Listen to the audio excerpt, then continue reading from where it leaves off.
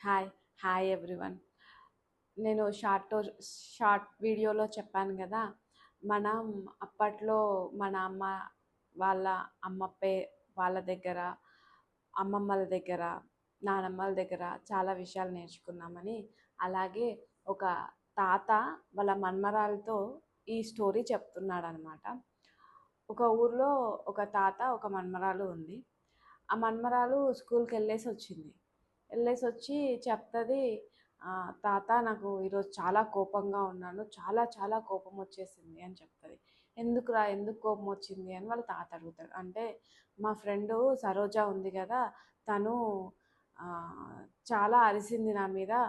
నేను కూడా రివర్స్ అరిసేసాను, గట్టి గట్టిగా అరిసేసాను, అందుకే చాలా కోపం వచ్చేసింది, అందుకే నాకు చాలా చాలా కోపంగా ఉంది అని చెప్తుంది. చెప్తే అప్పుడు వాళ్ళ తాత తనతోటి, కోపంగా ఉండడం అరవడం వల్ల ఏమీ యూజ్ ఉండదు, మౌనంగా ఉండడం వల్లనే మంచిది, యూజ్ ఉంటుంది అని చెప్తాడు. ఎలా తాత అని అంటే, సరే నీకు అర్థమయ్యేటట్టు నేను ఒక కథ చెప్తా విను అని చెప్పి ఈ స్టోరీ స్టార్ట్ చేస్తాడు. ఒక ఊరు ఉండేది. ఆ ఊరిలో ఒక అతను శిల్పి. శిల్పి అని అంటే మన రాళ్ళ మీద బొమ్మలు చెక్కుకునే అతను ఉండేవాడు. తను ఎవరితో ఎక్కువగా మాట్లాడేవాడు కాదు. అవసరమైతే మాట్లాడేవాడు, లేకపోతే తన పని తను చేసుకునేవాడు. రోజు ప్రొద్దున్నే లేవగానే ఇంకా బొమ్మలు చెక్కుకుంటూ ఉండేవాడు.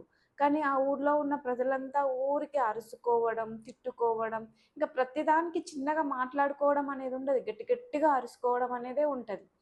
ఇంకా వాళ్ళందరూ చూసి, వీడిని చూసి, ఈ శిల్పిని చూసి ఏమనుకుంటారంటే, వీనికి నోట్లో నాలుక లేదు, వీడు ఏం మాట్లాడు అని అనుకుంటారు. అనుకుంటే ఇంకా కానీ ఆ శిల్పి తన పని తను చేసుకుంటూ వెళ్ళిపోతాడు. తనకు అవసరం ఉంటే మాత్రం మాట్లాడతాడు, లేకపోతే ఇంకెవ్వరిని ఏమన్నాడు, దూషించడు, అరవడం ఏమీ చెయ్యడు.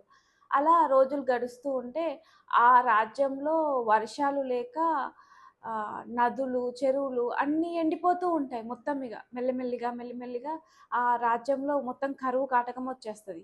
పొలం వేయాలన్నా కానీ వాటర్ ఉండయి. మెల్లగా నది కూడా వెండుకపోతూ ఉంటుంది. అప్పుడు రాజుకు తెలుస్తుంది. రాజు వచ్చి చూస్తాడు. చూసి నదిని చూసి గమనిస్తాడు, ఈ నదికి నీళ్ళు వస్తున్నాయి కానీ మధ్యలో ఎక్కడనో ఆగిపోయినాయి, దీన్ని ఎవరైతే గమనిస్తారో వాళ్ళకు 1000 వరహాలు ఇస్తా అని ప్రకటిస్తారు. అప్పుడు ఇంకా ఊర్లో ఉన్న ప్రజలందరూ పోతారు, ఈ నది ఎక్కడి నుంచి వస్తుందో తెలుసుకోవడానికి ఇంకా వెళ్తూనే ఉంటారు. వెళ్ళి వెళ్ళి వెళ్ళి వెళ్ళి ఒక దగ్గరికి వెళ్ళి ఆగుతారు.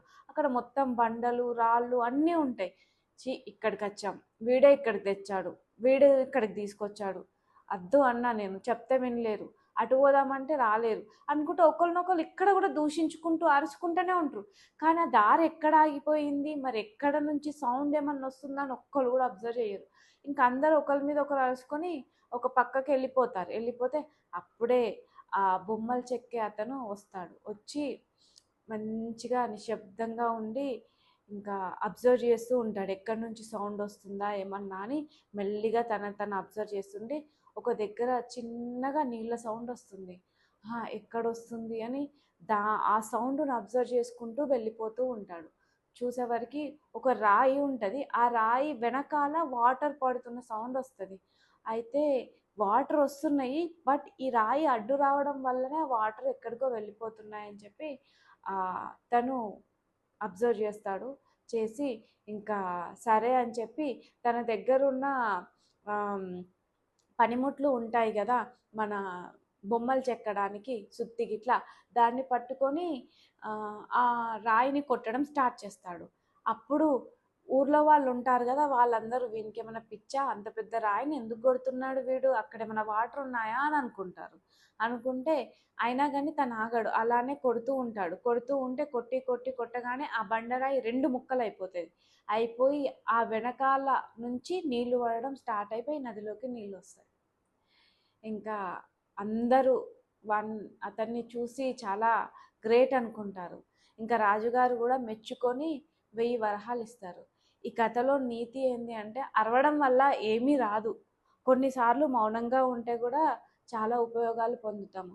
అందుకోసమనే ఎవరి మీద అవసరం ఉన్నా అవసరం లేకున్నా కోపం తెచ్చుకొని అరవడం చెయ్యొద్దు అని వాళ్ళ తాత ఆ మన్మరాలతోని చాలా బాగా ఈ కథతో చెప్తాడు. మీ అందరికీ నచ్చింది అనుకుంటా. Thank you.